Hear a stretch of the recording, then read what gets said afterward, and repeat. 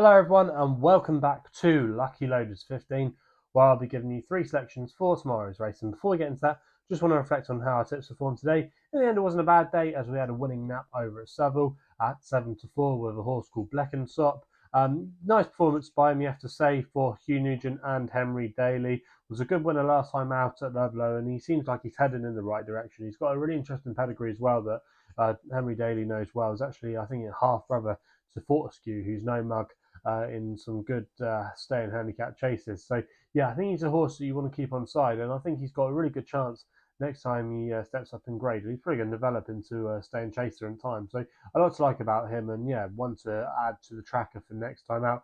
The other horse we put up in Ireland today was very disappointing. Was quite keen early on, and just folded back through the field as the race developed, and yeah, was disappointing. But on the whole, if you backed my nap, you should have been up on the day, and fingers crossed we can keep the form going into tomorrow's racing. And like I said at the top of the video, I've got three tips for tomorrow. The racing looks a little bit better tomorrow. Wetherby's card isn't too bad, and that's why we're going to be going for my first selection, my long shot of the day in the 210 with a horse called Seven Sam for Jack Quinlan and Richard Bandy, currently available at 13-2. I'm going to recommend a 0.5 win-only selection here on the nose.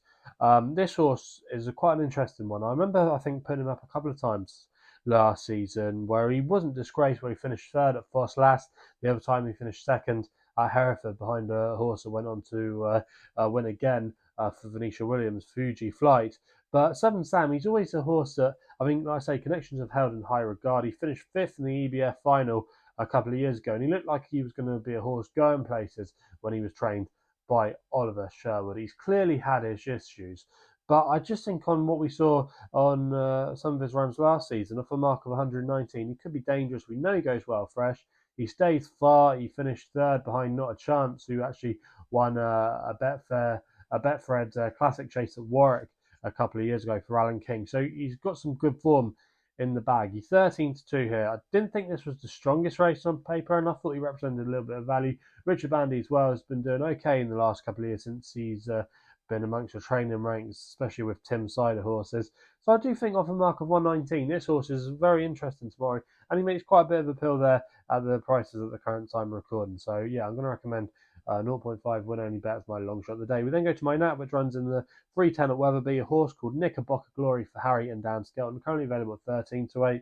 Again, probably not my most original nap, but I just thought he had really solid credentials in this race tomorrow. I was quite impressed by the way he won last time out at Foss last. Now, I know it was only a two-runner race, but he beat a horse that the connections do think a little bit of, and I just think there could be a lot more to come from him. He's not off a mark in here in this handicap chase off a mark of 133, and I think he could be a horse that could be slightly better than that in time. There's a lot more to come from him. He was pretty progressive over hurdles last season, and he seemed to handle a bit of ease in conditions, so the ground shouldn't be a problem tomorrow. I think he'll probably be ridden prominently, and if he can get into a good rhythm, I think he should take all the beat in. The Skeltons aren't in bad form as well. They tend to do pretty well at Wetherby, and yeah, I think the track will suit as well. So a lot to like about the chances of Knickerbockerglory tomorrow, then that's why it's going to be my nap of the day. We then go to Hereford for my selection there in the 320, the Mayor's Handicap Hurdle. I thought Corey's Courage was interesting here at the prices for Aidan Coleman and Ollie Murphy.